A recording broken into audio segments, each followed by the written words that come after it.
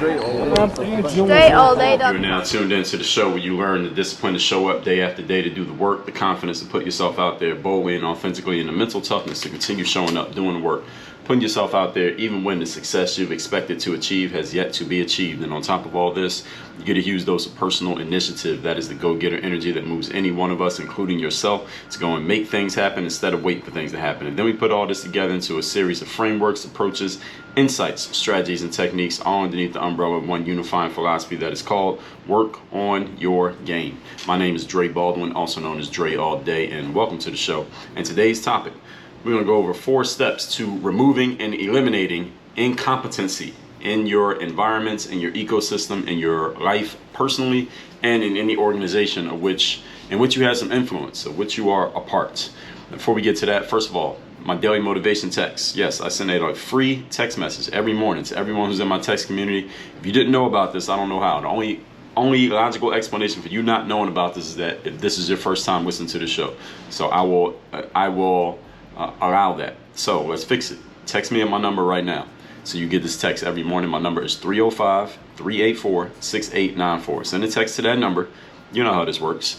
And every day when I send out the daily motivation, since you're in my community, you'll be getting that text every single morning starting tomorrow morning. And the other thing I'll tell you while you are listening to me right now is to go to workonyourgame.com/30, workonyourgame.com/30, like Stephen Curry's jersey number 30, and sign up for my 30 Days to Discipline course. That course, I got to pat myself on the back for the title of that course because I don't even have to explain it. 30 Days of Discipline.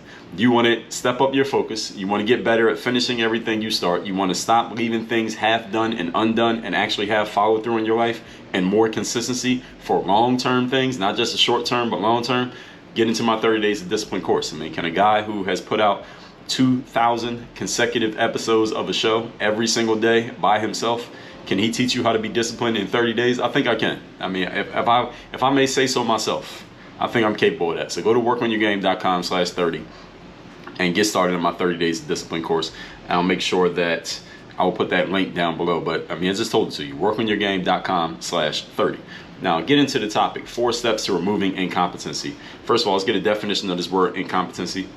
And if you are relatively new around here, I like to give definitions straight out of the dictionary of terms that I'm talking about here, so that we're all on the same page. Because these days people have different definitions for different words, and people are changing definitions of words to fit whatever story they want to tell, whatever thing they want to frame. But I like to use the dictionary because the dictionary is a baseline.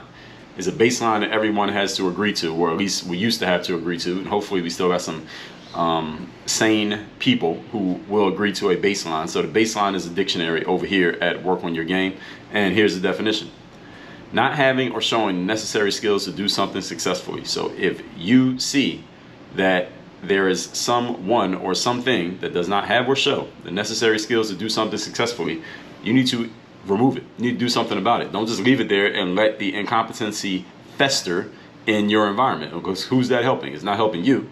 It's not helping the person or the thing that is incompetent. Nobody's being helped by that. So this should not be allowed to continue. And you as a leader, you should not allow incompetency to be sanctioned in any space that you're in. So we're going to talk about what to do about it here today. Now, we talked about how to stop tolerating incompetency in episode 2285. So if you haven't listened to that episode, go check that one out right now. And that is going to be in your... It was just not too long ago from when this one is coming out. So 2285 was probably about 2 weeks ago from when you're listening to this. But any episode that you ever want to listen to in the history of the show, if you just go to workonyourgamepodcast.com, everything is listed there as well. So today, in this masterclass, we're going to discuss how to remove incompetency once you identify that it exists and in your environment.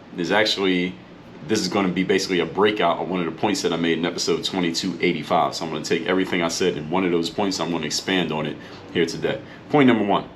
Topic again today is 4 steps to removing incompetency. Step number 1.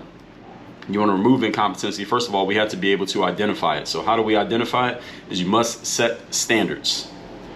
You cannot identify someone or something as incompetent unless there is a standard against which that thing or person is being measured. So if I can't measure your work against a baseline, therefore, then I am, what's the word I want to use here?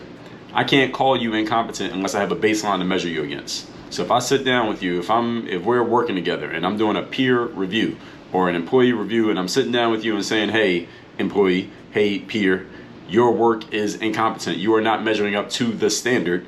First of all, the only way I'm able to even make that statement to you is if there is a standard, and you must be aware of that standard before I come to you and tell you that you're not measuring up to it, because it's not fair for me to say you're not measuring up to a standard if you didn't know there was a standard. That doesn't make any sense. So I have to let you know up front, here are the standards, so that you know every day when you're working what standard you're being measured against. And if you're not reaching it, then you can see it yourself that you're not reaching it. So when I sit down with you and say, hey, you're not reaching the standard, you're not meeting the standard, you know I'm not lying. And you can see it yourself. And you have no protest because you can see that you are not meeting the standard. So everybody has to be clear on what the standard is or what the standards are. Any of you who's ever had a job anywhere, doesn't matter where you work, from McDonald's to the biggest Fortune 500 companies, Fortune 100 companies, you know, they tell you what the standards are. All right, here's how things work over here. Here's how we expect you to show up. Here's the work we expect you to do. Here's the numbers that you have to hit. Here's your quota. Here's the expectations. Here's where you need to be. And if and when anything changes, they let you know about it, right? This is the way it works. On a sports team, there are standards. My coach in college said, if practice at 4 o'clock, be on the court and ready to practice at 3:45. What was he doing? He was setting the standard. He was letting everybody know this is the standard when it comes to time. When we have practice, he would say, tuck your jersey in. All right, what was he doing? Setting the standard. He said, don't wear jewelry to practice. Somebody wore jewelry to practice. It was a problem. I remember that day. It was a problem. He was setting a standard. So one of the main reasons that standards matter, which I talked about in episode 2097, is that standards are simply expectations. That's all a standard is. It's just an expectation that is being set, and everybody needs to know what the expectation is. Because a good thing about us as human beings is that we are wired to live up to or down to the expectations set before us. This is really important for all you leaders out there of anything. You're a leader of a family, if you're a school teacher, if you're a sports coach, if you run a business, if you're just looking at yourself in the mirror, you're the leader of your own organization. We all as human beings will live up or down to the expectations that are set for us. If you set low expectations for yourself, you will live down to those expectations. You set high expectations for yourself, or you have them set for yourself, you will live up to them. This is the way it works with human beings. We become the expectations that are around us. So this is why the law of association matters so much, which was I believe it was episode 1800, but let me make sure I'm giving you the right number so you know. Yes, episode 1880 was the law of association, and I also talked about limiting your associations in episode 1058. And this is about getting around the right type of people. Both episodes are about this. Getting around the right type of people, because when you're around people whose expectations and standards are higher than what you're used to, what you will realize is that you have a higher level within you that never would have gotten pulled out of you had you not been around higher level people. But if you hang around some people whose expectations are lower than yours, what you're going to do is lower your level to meet the expectations of your peer group. This is why you can't be hanging around losers. Okay, let's just say it plainly and clearly as it needs to be said.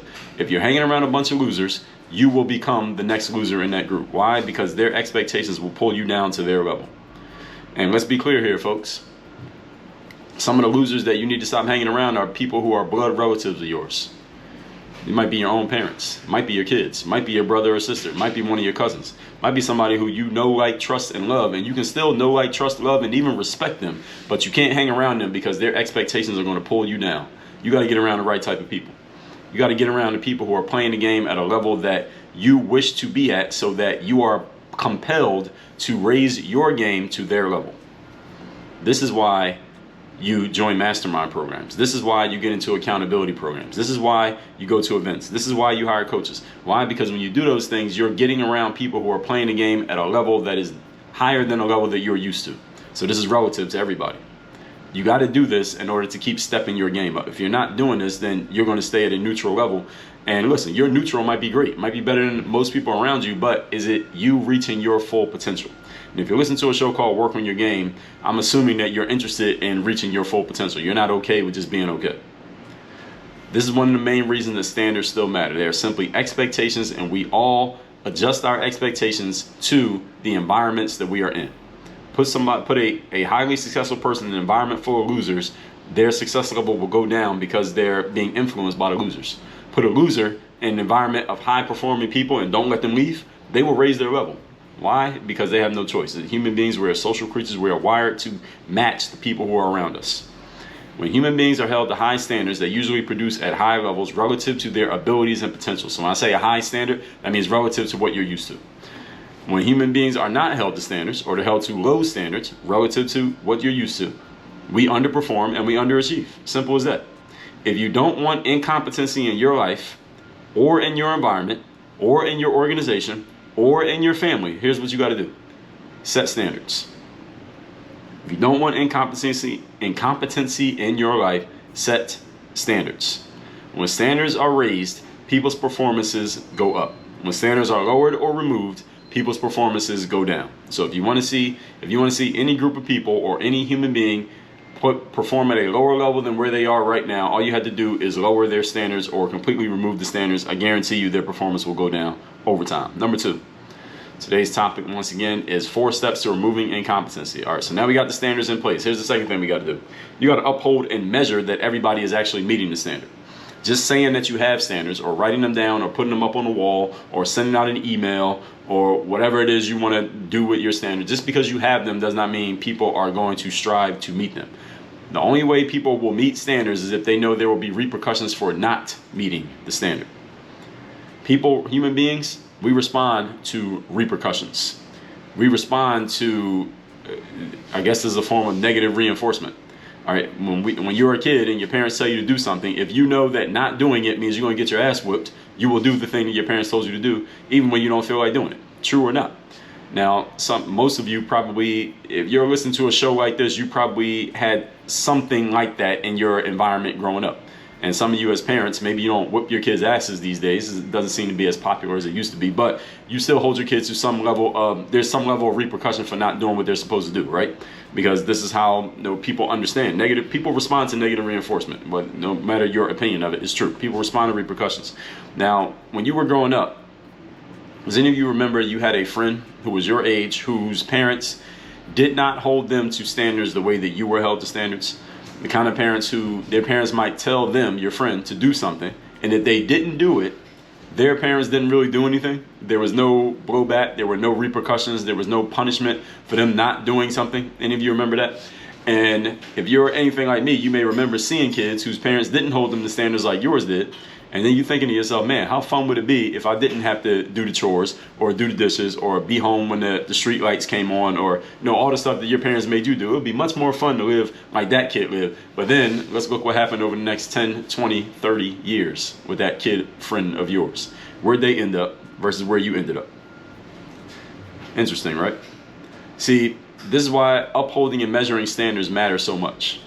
Everybody needs to know what the standards are, and they need to know when they're not meeting the standards so they can be told, hey, you're getting a little bit close to the Mendoza line here. You better step your game up. You're getting close to not meeting the standard. You're getting close to not hitting your quota. All right, there's going to be a problem if you don't hit that quota. When I worked at Bally Total Fitness, and this is the last job that I had before I started my professional basketball career, they had, the way Bally ran their business at the time, they had these sales quotas that needed to be hit by the sales manager at every location. There was a highly pressurized environment, so pressurized in fact that every month they would move managers around. You would get promoted and demoted every single month based on how your sales numbers were going. So this is a highly pressurized environment. So if in the month of May you hit your sales numbers and you're doing good, cool. You're doing good. Your area manager would come around and glad hand you and all this stuff, give out prizes and all this stuff. They would actually do this. But if you did not perform, if the place you manage, your gym, underperformed in terms of sales numbers that month, you would get demoted the very next month. So if you didn't perform in May, on June 1st, you would get demoted and you wouldn't be the head sales manager anymore. You'd be like the number 2 manager, and you might get moved to a different location. You didn't perform then, you might get moved down to the number 3 manager, and you might get moved to another location again. They did this every single month there, and I don't think that's a healthy way to do things, especially given the way Bally's did their memberships and their contracts and stuff. But they're out of business now, so that should maybe tell you something. I'm not saying that's the whole reason they're out of business, but it might be part of it. The whole point, though, that I do agree with is that they did have standards, and all those managers knew what the standards were, because I could tell those managers were under a certain level of stress all the time. I was a manager for a little bit. I got promoted to manager I got promoted to manager in June of 2005. But then I left Bally. I was a manager for June, July, and August. And then I left in August because I signed my first contract and haven't been back to Bally ever since. But the whole point is this. When you have standards, you need a way of enforcing those standards, which means holding people accountable for living up to the standards, and in turn, addressing people when they are not living up to the standards. They need to know, hey, you're not living up to the standard. We notice, and you need to fix this, or things are going to get bad for you. See, rules that don't have enforcement or repercussions are merely suggestions. It's not a rule if there's no repercussion. I lived in a building once down here in Miami where they had a rule that said, the building's rule was, if you come to the pool deck, you cannot play music out loud from a speaker or from a phone, or you're not allowed to play music out loud. But since nobody ever enforced the rule, meaning if somebody came and they played music out loud from a speaker, nobody said anything, none of the workers would do anything, people would just play music out loud at the pool deck. So nobody honored the rule, which is really a suggestion. Now in a different building that I lived in, same town, they had the same rule that you cannot play music out loud off a speaker or off a phone. Now there, at this other place, they actually upheld the standard. So whenever somebody started to violate, their security would show up and they would immediately shut it down. I mean immediately. I would see people violating some rule that they had at the pool deck. Like you can't play music out loud, or you can't have food, or you can't have a drink in your hand and be getting in the water. And as soon as I saw somebody violating, I said, all right, it ain't gonna be nothing but 3 minutes before security shows up. And it happened every single time. They were on point. And they just upheld the standards. And because they upheld the standards, the rules got followed. Not because the people who lived there were any better quality than the people at the other place where they violated the rule. It's the same kind of people. Only difference is when people are held to standards, they follow them. It's a magic formula. When you hold people to standards, they will actually follow them. If you name a standard but you don't actually uphold it, people will ignore it. This is simply how it works with human beings. Doesn't matter who you are, how successful, unsuccessful, how much money you got, anything. People will follow rules that are enforced and they will ignore rules that are not enforced. Simple as that. And again, any of you, all of us were kids at some point. All right, you know, when somebody upheld rules, you followed them. And when the rules were not upheld, you ignored them. Simple as that. And you have friends who had maybe different upbringings from you, and you saw how things went for them and how things went for you. This is how it is. So you, personally, you need to be doing job performance reviews every single day on yourself, because I explain this in my book, Work on Your Game, that your habits are your employees. Here's my book, Work on Your Game, right here for those of you watching on video. If you don't have this book, you can get it by going to workonyourgamebook.com. Workonyourgamebook.com. Nico's doing audio here. Nico, if you could put a link to workonyourgame.com/30 for 30 days of discipline, and for this, workonyourgamebook.com, just in case I forget. Any links that I mentioned should be posted down below in the show notes for anything that I mentioned. So workonyourgamebook.com for this book, workonyourgame.com/30 for 30 days of discipline. But in that book, I explain how your habits are like your staff. They're your employees. They are working to represent you every day. If you think about it, they are. Your habits are representing you, because your habits are 85% of how you show up every single day out here. So you need to be doing job performance reviews on yourself and your habits every single day, and eliminating any habits/employees that are not helping you put your best foot forward in the business of your life. All right, this is the way that it works. So if you're not doing this, your employees are making you look bad. All right, this is how it is. All right, so now moving on to point number 3. Today's topic, once again, is 4 steps to removing incompetency. Number 3, find the people who can and will actually live up to the standard.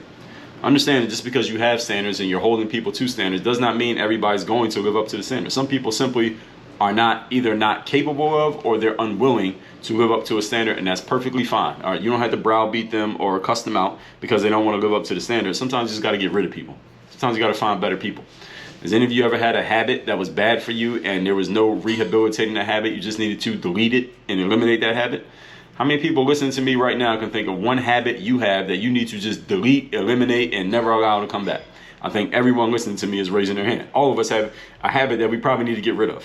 Okay, this is the same thing you need to do with humans. Okay, get rid of any entity that is not living up to the standards that you have set for yourself. Whenever an organization like a business or a sports team is underperforming, the powers that be come in to fix things. What's the first thing they do? You're a sports fan. What happens when a team is not playing well? What's the first change that gets made?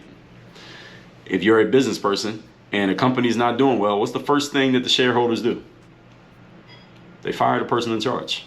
We all know this. And many things they can do, maybe any things they eventually do, the first thing they do is fire the head person.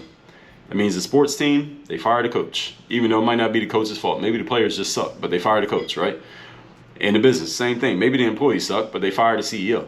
We all know this. That person's gone. A new person comes in, and what does the new person do? First thing the new person does is assess who from the old regime is worth keeping and who needs to be let go, who needs to be replaced. Now in the sports world it's a little bit harder because at the professional level people have contracts and you can't just fire people. But in the business world, people get fired. You get severance packages, and some of you maybe have been victims of this. Not to say that you're not good, but maybe you just didn't fit with what the new person wanted, or they didn't think you fit. This usually happens very quickly, at least in the business world. Why is this? Because the new person, the new leader, who presumably is going to bring in their own set of standards, they are assessing who is capable of and willing to live up to the new standards that the new leader is about to put in place. You need to do the exact same thing in your own organization. So if you have some bad habits that are not serving you right now, you need to fire the old habits and you need to find which habits can live up to the standards that you want to set. And actually, are you going to live up to those standards? Because you can't be a leader if you're not living up to your own standards. Everybody in the organization is watching you. So if you're not living up to the standards that you claim are the standards, they're not going to listen. Because they're like, all right, you ain't doing it, so why should we do it? Who is willing and able to live up to the standards that you have set, assuming that you actually have some, and who is not? You need to ask this question, and you need to get clear, black and white answers. And then, here's point number 4. Today's topic, once again, is 4 steps to eliminating incompetency.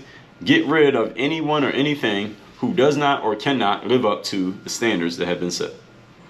Anyone who can't live up to them, they got to go. And you need to be clear on exactly what the standards are and exactly who can and who can't live up to them. Once you identify that someone is not willing or able to live up to a standard, it is your responsibility to get rid of them. Jim Collins explained this in his book, Good to Great. The first question is not what, but who. Who do you want on your team? Then what is our team going to do? Many people do this backwards. They say, well, what is our team going to do? Then who can help me do it? And in the business world, they like to say, hire for attitude and train for skill. Though many people do it backwards. They hire for skill and then they try to train for attitude. You can't really, you can train people for attitude, but it's much easier to train for skill. You can teach somebody how to do something. It's hard to teach somebody how to be. All right, that's why the be-do principle is, it goes in the order that it goes. Who you are being comes first, then what you do, then what you have. I could teach somebody to do pretty much anything. But the being, the kind of energy that a person has, the way somebody shows up, and I want to find somebody who's already in the space that I want them to be in, then I could teach them whatever. Because with the right attitude, the right being, the right energy, somebody can learn anything. You need to get the right people on the bus first, then figure out where the bus is going to go, in that order. Many of our biggest and fastest advances and breakthroughs in life are not the results of additions and doing more. They are results of subtractions and elimination. One thing you will need to eliminate to reach your highest peak is incompetency. Whether that incompetency is in the form of a person, a habit, a process, a job that maybe you shouldn't be in charge of doing. Maybe you need to fire yourself. For example, at least once a week, I'm telling an entrepreneur to fire themselves from doing something like graphic design. That's one I see way too often. I see too many entrepreneurs trying to do their own graphic design, and I see a lot of entrepreneurs who are very, very bad at graphic design. And you should never, ever open up Canva again because you're terrible at graphic design. Stop doing this. Now, some of you entrepreneurs who are listening to this, I have told you this personally. You think I'm talking about you. I am, but I'm talking about like 50 other people just like you because you're not the only one. I don't know why graphic design seems to be the one that so many entrepreneurs think they should do on their own when they absolutely should not. But this is just, I'm just using that as an example. All right. Do not do a job that you know you're not good at. That's incompetency. You can't sanction incompetency in your own business. All right? It doesn't make sense. Don't do that. And it's making your business look bad. All right. That's the whole point. Another example with professionals is who have challenges with, let's say, consistency and discipline, figuring out a strategy for how you're going to run your business. And their process for dealing with this issue is to do something like look at YouTube videos and listen to podcasts. Listen, you are sanctioning and furthering the incompetency in your own business. Why is this? Because there's a certain level of investment that you must make in order to get to a certain level of information. There's a certain level you can get for free, and there's a certain level that you got to pay for. There's a threshold there. And if you're trying to get to a certain level in your business and in your life, you got to cross that threshold of free stuff into paid stuff. Because if everything you needed was available for free, well, I mean, I don't even have to finish that sentence, do I? I mean, how much free material is published every single day? More than you even have time to consume. And it's not on YouTube and podcasts for you to get. It's not there. The stuff that's going to take you to the level that you want to get to right now, professional person, ambitious individual. I'm talking to a bunch of you right now. I tell people, look, you need to go find yourself a coach. You need to go invest in something. Leave everything that you need. If everything that you need was available for free, you wouldn't have an issue in the first place. I mean, let's be honest. Everything's available. All the stuff that's available for free right now, you would already have everything you need. You would have all the accomplishments you want. It's not just a matter of you need to give it more time. All right, how much time do you think you have? All right, time doesn't go on forever. All right, content does. Time does not. So you got to remove the incompetency by making some qualitative changes. And many people, it takes them forever to get this through their head. By the time you finally get it through your head, you've used up a lot of time that you could have been using playing at a higher level. But that's why I give the message over and over again. Because just like the ABCs, you got to tell people the same thing so many times before they finally master it. Let's move to recapping today's class, which says 4 steps to removing incompetency, defined as not having or showing the necessary skills to do something successfully. We talked about this in episode 2285, so I'm breaking out the 4-part process for removing it that I talked about in that episode. Point number 1, set standards. Standards still matter, folks, even though there are people trying to tell you we should eliminate standards. One of the main reasons standards matter is because standards are simply expectations, and human beings will live up or down to the expectations set in front of them by their peer group. Point number 2, uphold and measure that everybody is meeting the standards. Since you have standards, you must enforce them. If people know that the standards are not being enforced or measured, then they will not live up to them. But when they know they're being measured and they know there'll be repercussions and punishments, they will live up to the standards. Human beings we follow things in that way. We're wired to do it. Number 3, identify the people who can and will actually live up to the standard. All right. When a company or a sports team is not doing well, the first thing they do is fire the person in charge. New person comes in and they start getting rid of the people. Why? Because they want the people who are going to follow the standard and who live up to the standard. Like Jim Collins said in his book, Good to Great, the first question is who? The second question is what? Find the right people, get them on the bus, then get the wrong people out of there, get them off the bus. Moving on to point number 4, get rid of the people who do not or cannot live up to the standard. When you identify that something or someone is unwilling or able to live up to standards, it is your responsibility to get rid of them as quickly as possible. In my experience as a business owner, every time that I had thought about deleting a person or firing a person, I always ended up deleting or firing them. Sometimes it took me longer than it should have to actually do it. But as soon as you get the thought, they probably got to go. One thing you need to eliminate to reach your highest piece of incompetency sometimes is a person, sometimes is a habit, sometimes is a process, sometimes it's a job. And you as an entrepreneur, even if you're by yourself in your organization right now, you may be the incompetency piece that needs to be eliminated in a certain aspect. All right, if you're not good at a certain aspect of your business, you should not keep sanctioning the incompetency by allowing yourself to keep doing something at which you are incompetent. You're not good at it. If you're overweight right now, but you have a gym membership, then you clearly are not qualified to be your own personal trainer, all right? Because it ain't working. You need to hire somebody else. All right, that's the whole point. All right, so you got to be able to look at yourself. This is self-reflection. This is one of the soft skills that I talked about in episode 1772, my 6-part series, the key soft skills that you need moving forward. One of them is self-reflection, being able to look at yourself and be honest about what you're good at and what you're not good at so that you can stop fooling yourself and thinking that you're okay when you know that you're not. Now look at your results. It'll tell you exactly where you're at. All that said, text me to get my daily motivation free of charge to your phone every day. My number is 305-384-6894 and workonyourgame.com/30 to get my 30 days of discipline course. You should be in that course and starting it yesterday. Work on your game. Dre all day.